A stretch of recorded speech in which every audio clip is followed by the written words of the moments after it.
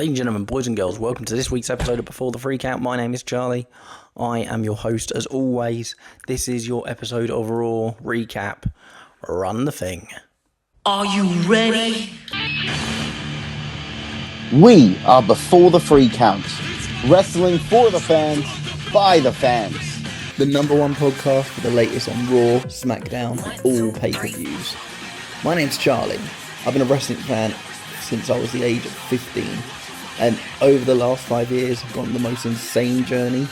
We go through everything, analysing every moment. Welcome to Before the Freakout. So come along and let's go. Ladies and gentlemen, boys and girls, welcome back to yet another episode of Before the Freakout. It is Raw Recap time. You ready? Because I'm ready. As again, my name is Charlie. Very much looking forward to getting to this week's WWE news with you all. So where do we start with this week's Raw recap? Well, of course, we'll start at the beginning of the show. We had a very off, if I have to admit, promo from Liv and Dom at the beginning. Very strange, in my opinion. It didn't feel right. It made sense once Io Sky came out, but I just felt they were really off with the crowd this week. I don't know why that was. I don't know what made me think that. But it just didn't... I don't know, it just weren't right. And then, of course, Io Sky came out and basically Liv was being Liv and saying, look, I just want my title back. Just give it back to me now. So she was doing that. And then, of course, Io said, if you want your title, you can fight for it. Well, she went to go and hand it over to her and then she kicked her in the face. You know, typical WWE, really. I thought that was pretty cool. Which is going to hopefully... set up a match. Was it actually set up, the match? Let me just check. No match was made official from what I remember. For all I know, it might actually be on next week's Monday Night Raw. But I think this is something they may build up to... Oh, wait, no, I lie. This is going to go into... No, that was a Lyra Valkyria fight. I apologise. So, yes. Io Sky versus Liv Morgan. For the WWE Women's Championship. Very much looking forward to that. I think it'll be a really good one. When it's going to be, we don't know, but I thought that was an interesting start to Raw this week. Moving on from there, we then went on and had Gunther come out. Was it Gunther next? I believe it was. Oh, no, it wasn't. We had the women's qualifiers for the Queen of the Ring. We had the third qualifier match. And I thought this match was brilliant, by the way. Really, really good. Really, really enjoyed it. In that match, we had Asuka versus Raquel Rodriguez versus Ivy Nile versus Stephanie Valkyrie.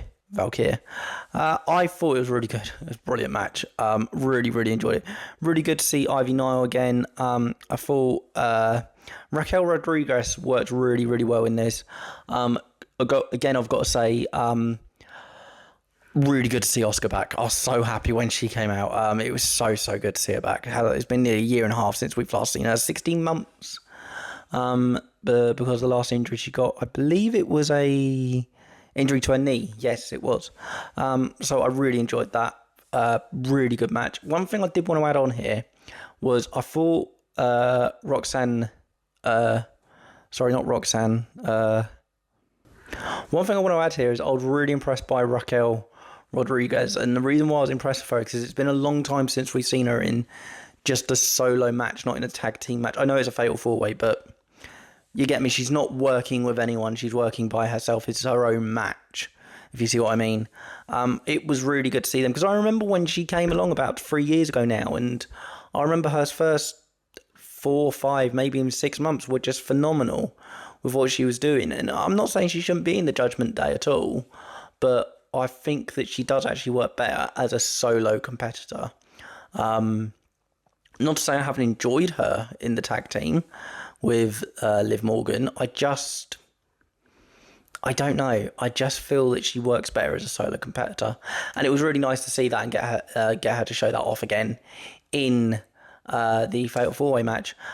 Brilliant as always. Trying to remember, there was a great jump from Asuka where Raquel had Stephanie and Ivy on both shoulders and she jumped from the top rope on to both of them really and knocked everyone down, all three of them down. I thought that was spectacular the way they did that. Really, really well pulled off. And of course, we then went on and found out that Asuka is going into the semi-finals, where next week she will face Rhea Ripley. So this is getting good now. This is getting really good now. So I'll go back to my little thing that I made with all of the qualifiers and where people are in the contest so far. But just so you know, one semi-final is set up, and that is Asuka versus Raquel Rodriguez against Rhea Ripley next week on Raw. And whoever wins that goes to the final, which will be in Saudi Arabia at King and Queen in the Ring, which I believe is only 2 weeks away. So I'm really looking forward to that. Moving on from there, we then had... Oh, by the way, I just want to give this a quick shout out very quickly. Why, and I don't know if this was just me, so please let me know. Why did Netflix jump from 42 minutes to 45 this week? And when you put it on 42 or 43, it was showing like a really quick clip, like seconds, not even that, of the New Day doing like a promo by near where they walk out from the walkout area. And it was there for like 2 seconds, and then it went, and then it immediately jumped to 45 minutes into the show where it continued. Did anyone else notice that? I thought that was really, really weird. Maybe it's because I watched it within the first 24 hours. I might go back and check that. But I would love to know if someone else, or someone else did see that, because it really, maybe it was just me. I don't know. Maybe it was something with like just the network at the time I was watching it.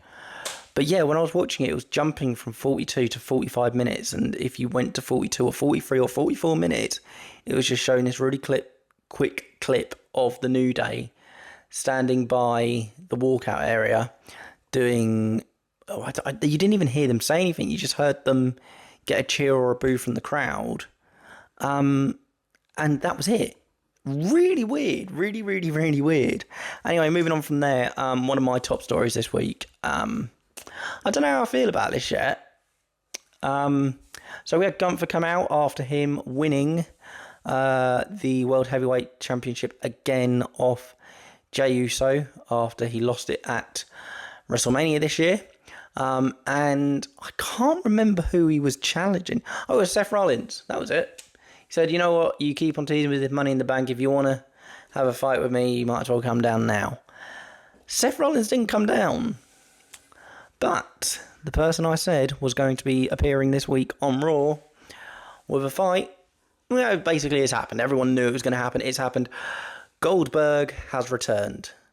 Again, I don't want to laugh, because I do really... I'm one of those very strange people. I do really like Goldberg.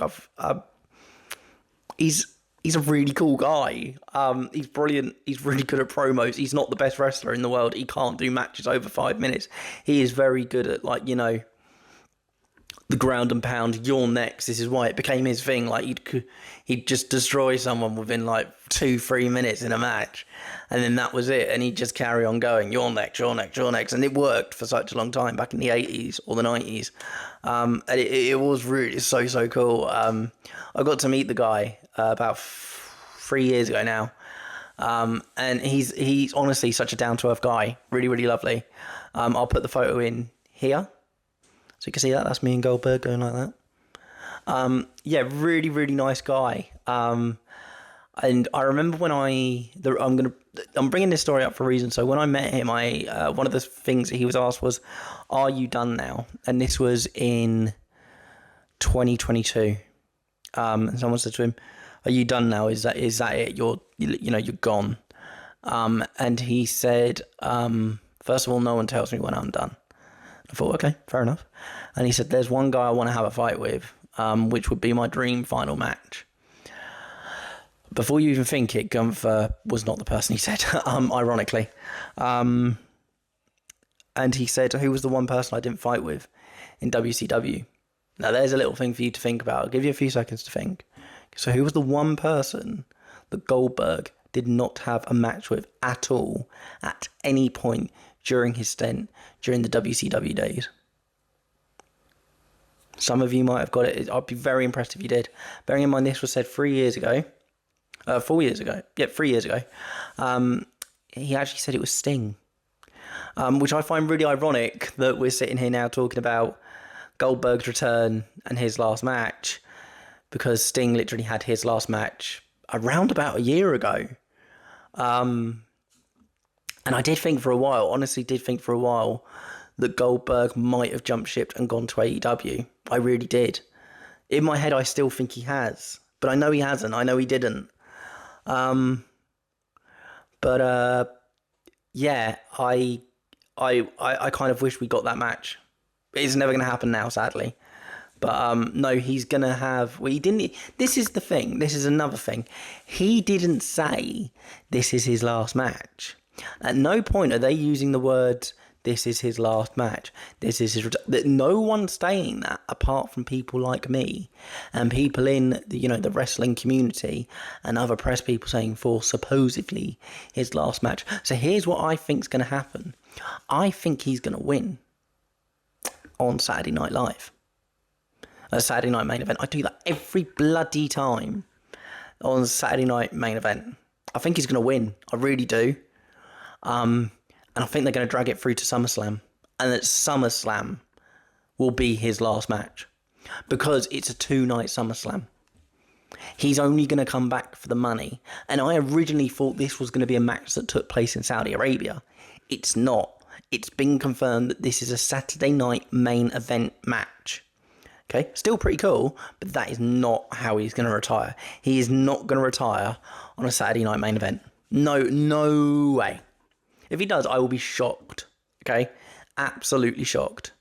But no, to me, it had to be either Saudi because the money, or it was SummerSlam. It's neither of them. So therefore, I do not think this will be his last match. I think we're building up to him winning. And then when he next loses, will be his retirement match. And I think they will build that up to SummerSlam. Because if you think about it, you've got Saudi Arabia, then Saturday Night Main Event. Then we've got Evolution 2. So a lot of the focus is going to go straight over to the women, which it already kind of is, let's be honest, at the moment. After... King and Queen of the Ring, Night of Champions, or whatever they're calling it. I've seen some places saying it's called Night of Champions now, but we know it's called King and Queen of the Ring. Just make your mind up. They get 2 pay-per-views a year. Call one Night of Champions and the other one King and Queen of the Ring. Please make my life easier. Anyway, I think that the main focus is going to go over to that, and then after Evolution 2, when we're building up to SummerSlam, the first ever 2-night SummerSlam, is when we're going to get it. And it's going to be like, if I lose, I retire. That's when I think we're going to start getting talk like that. So if anyone thinks that he's going to start using that kind of terminology in the next week or so, don't count on it. Because I just don't see it being a Saturday Night Main Event retirement. I really don't. But yeah, we got it. We've got the match we knew was coming for so long. We've known about this since... Blinking out. I think we've actually known about this since I got back from Vegas. And I'm being serious. I started to hear little things about this, I'll say about a week or so after when I got back from Vegas. Didn't mention it because this was all just like the 1 or 2 tweets. It only kind of came together in the last month. But since the last month, the floodgates in, yeah, he's coming back. Yeah, this is the... Okay. So it wasn't a surprise at all. So if they thought for 1 second... that it was going to be a surprise. Because why did no one ever? Why did they not just reveal that Goldberg was going to be on it? Because everyone knew. I bloody knew. Okay, so if it gets to me and I know what's going on, then clearly something's leaked from the top here. Because I'm just a little guy with a podcast here. And if I'm knowing about this, then surely, And plus the fact, if they would have revealed that Goldberg was going to be on it, surely you would promote that. If you know the majority of people knew, because then you'd pull more viewers in. Because you'd have all the people that used to watch it and go, he was so cool back in my day. If he's coming back, I've got to see what's going on here. Tune in. Bet the numbers go up, That was another thing I heard. Apparently, this week's Raw or last week's Raw, something like that, was the highest viewed one since the debut on Netflix. Don't know if that's true, but okay. I thought last week's Raw was a bit boring, as you might have heard from my review. But anyway, moving on from there. So we've got the Gunther's back, everyone. Gunther's back after all that. Goldberg is back, everyone. Goldberg is back. Moving on from there. Hi everyone, Charlie here. Sorry to take a bit of time out in the vlog for you, but I wanted to talk about our sponsor, the amazing WrestleCrate, as you may have heard here. What is a WrestleCrate? Well, let me tell you. WrestleCrate is a monthly subscription box for people like you, that love wrestling. What do you get in this box, you're probably wondering? Well, let me show you. Autographs from people like Daniel Bryan, Lita, Godfather, DDP, Kane, Sting, the Hardy Boys. Well, what else do you get? Well, maybe you get a cool poster like this one, cool key rings, even pretty cool Lucha Libre puzzles like this. Cool pins like these. And you also get awesome t-shirt just like all of these. It's the best part, because you come through us before the free count, you can get yourself a free WrestleCrate with your first order just by going to www.wrestlecrate.co.uk and using the code BTTC, and you get a free box with your first order. How awesome does that sound? So what are you doing sticking around here? Go and get yourself one. Moving on from there, we then had JD McDonough versus AJ Styles taking the place for Dom, because AJ is going for that Intercontinental belt. It became very obvious after this match. Dom jumps in the ring to only get the Styles kick, the Styles clash from AJ Styles. He drops the belt and AJ actually walks out with the belt. Didn't win it, but, just walks out going, this is going to be mine soon. Sorry for knocking the mic. This is going to be mine soon, this belt. And, of course, that was confirmed that that's going to be a fight at Night of Champions or at King and Queen of the Ring. They keep on changing the name. I'll find out what it is. I'll get a picture of it put here. Okay, that is what it's called. And we're just going to refer to it as going forward. I'm not going to say it for the rest of this episode because I'm going to say it wrong. So anyway, it was an alright match. It was a very short match. It was basically to just set this up and just go, hey, you know how everyone thinks that he's going to go for the Intercontinental Championship? Yeah, well, now he is. So there we go. We know what we're getting from AJ and Dom, which I think is a really, really good first, I think is his first contender match. No, it can't be. I'm sure he did something at Fastlane. He did. Yeah, he lost to Penta again, I'm sure. So I think this is a really good match for Dom. Again, I'm actually really enjoying him as the champion at the moment. I think it works quite well, especially within the Judgment Day. So yeah, that'll be good. I don't know where else to go with that. But yeah, I'm really looking forward to that match. Moving on from there, very quickly, after before the match was confirmed, we go to a backstage bit where it was confirmed, but as he was walking through, I just thought I'd throw this in because I love this tag team and I'm really annoyed they're not on TV as much at the moment. But we saw A-Town Down have a bit of an argument backstage whilst the New Day were standing there. Things are not looking good in Camp A-Town Down with Austin Theory and Grayson Waller. Look, if you're going to do a split and you're going to do something like this you want us to pay attention to, let me just give you a little hint here. How do I say this politely? Do it in front of the camera, not as someone's walking past. I mean, how? I literally wrote that note.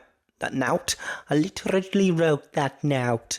I wrote that note purely because I noticed it within a fleeting second of AJ Styles walking past. And I thought, they're going to come back to that in 2 weeks and everyone's going to go, well, where the hell's this come from? So just so, when this happens, and thank me for being the one that reminded you that this is when it kicked off. I mean, we saw some bits a few weeks ago, but I don't think there was anything last week. And then now we got this. So And if there was something last week, I even missed it. And anyway, Bayley's back. Yay! Bayley's back after her injury from before WrestleMania, which turned out to be from Becky Lynch. And we had a great promo from both of them. Really, really good. Loved what both of them were doing in this. I'm not going to go into the details completely, but it's one of those that I recommend go and watch. It's probably on the Raw highlights somewhere. But basically, it came down to like Bayley saying, "You used to fight for the people, yeah," and then they started booing me. Now I fight for myself. Da da da da da. You were the one that hit me backstage before WrestleMania, so it was actually revealed that this whole injury. Still annoyed about that. I was in Vegas and didn't even get to see Bayley because of her injury. That whole situation still makes me so annoyed. Basically Bayley wants a rematch, because she took her place at WrestleMania, and then she turned on Lyra Valkyria. So let's have a look here at what they're going to do. They are going to set up a match between Bayley and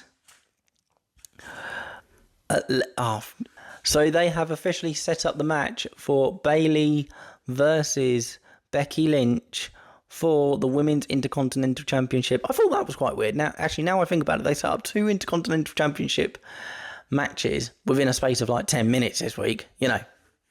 Fair play. Just before we moved on from that, we got that made official backstage. But, of course, Lyra came along and said, I'm happy you're going to get your shot. I'm happy to see you back. But just so you know, I still need to get my belt back. So if it's on your shoulders or Becky's, I'll be coming for you. Ooh. Does Bayley win? No. In my opinion, no. Because I think this is going to set up a triple threat for Evolution. That's what I can see happening here. I can see it being Lyra Valkyria, Bayley, and Becky Lynch for the Intercontinental. Don't know if they'll throw a stint in. It'd be great if they did. They're probably probably good if they did, just to add a little bit of amp for some of these matches going into Evolution 2. And it's going to be one of the longer running storylines by this point. I mean, technically this one goes back to before WrestleMania, if you think about it. But that's definitely going to be a lose for Bayley triple threat at Evolution for me. I can't remember if they said this was going to be next week on Raw or if this is going to be at whatever we said this was earlier in Saudi Arabia. But yeah, we'll go from there. Let's move on from there.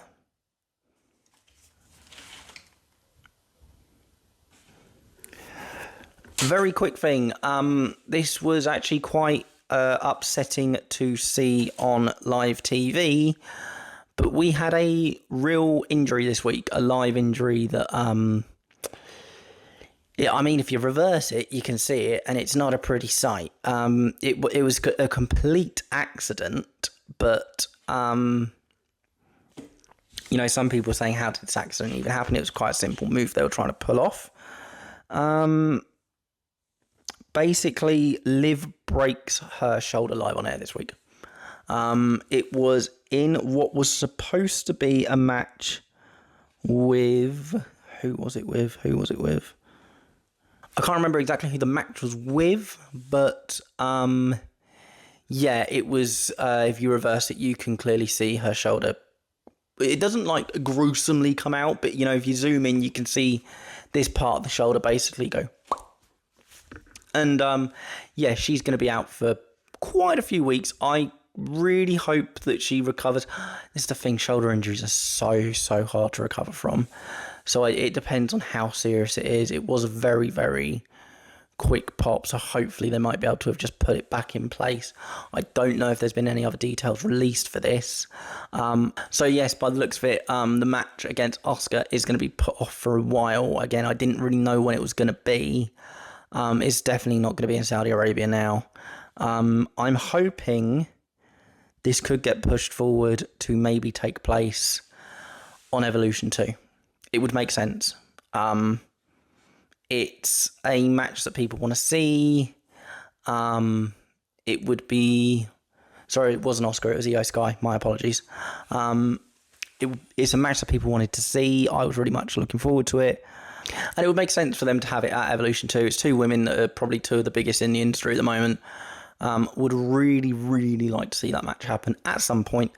Hopefully at Evolution 2, if it can't be done in Saudi Arabia.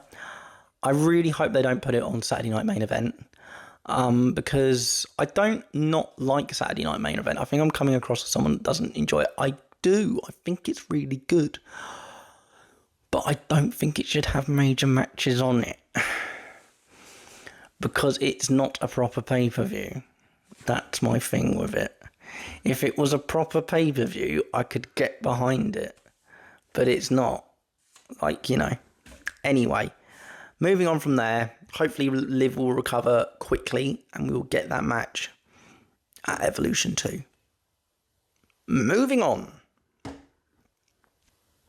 Men's King of the Ring qualifier match with Jey Uso, Sheamus, Rusev and Bronson Reed. Wow, what a match. Love this. This was just so good. I'm honestly just going to read my notes off because I wrote the whole thing down. It was so good. So I may not be looking at the camera, but let me just go through this match with you, okay? Bronson smashes Sheamus and Reed kick off the match. Great work together. Would really like to see them go in a solo match in the future. Jey takes out Sheamus and goes for the finish. Rusev gets in the way. Really good work from Rusev and ring work from Jey as well. Spin kick was also brilliant by Sheamus. We got some white noise in there. That was also fantastic. Bronson goes for Sheamus quite a few times, only to be stopped by Jey. Bronson then went for Rusev, throwing him towards the commentary table. Sheamus somehow, I don't know how he did this, by the way, this was so impressive. He got Bronson Reed over his shoulders to do a white noise, which if you know the move, you know he's completely over his shoulder and just throws him straight down. You compare the sizes of Sheamus and that guy, that was very impressive. I nearly swore then.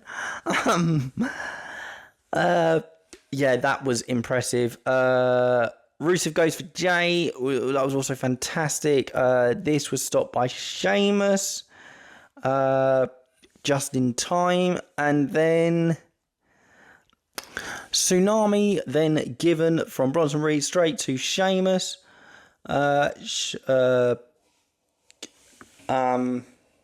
Saved by Jey Uso.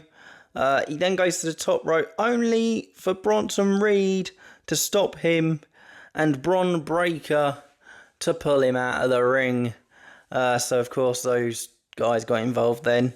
Only for LA Knight to come out and save Jey Uso and then Penta to go for Bron Breakker and then for Bron Breakker to go for Jey again, for Sami Zayn to come out, for then Sheamus to go yet again, and for Cody to for Seth Rollins to come out and try and distract them, to then at the very end, just as Jey won the match, Seth Rollins comes out, holds up the briefcase, but then of course who comes out on a Raw?